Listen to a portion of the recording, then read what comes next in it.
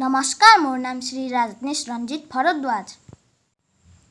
আজি শ্ৰদ্ধাৰ কবি নৱকান্ত বৰুৱা এখুদ ককাইদেউৰ মৃত্যু দিৱস উপলক্ষে মই এটি তেখেতৰ কবিতা আবৃত্তি কৰিবলৈ ওলাইছোঁ।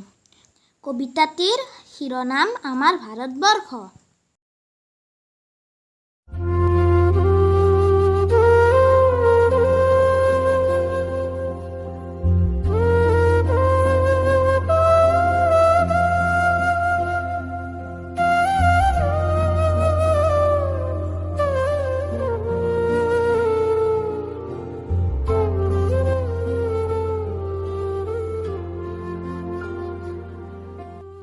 শীতানত হিমালয়, দক্ষিণে সাগৰ, পূব পিনে শাৰী শাৰী গিৰি মনোহৰ।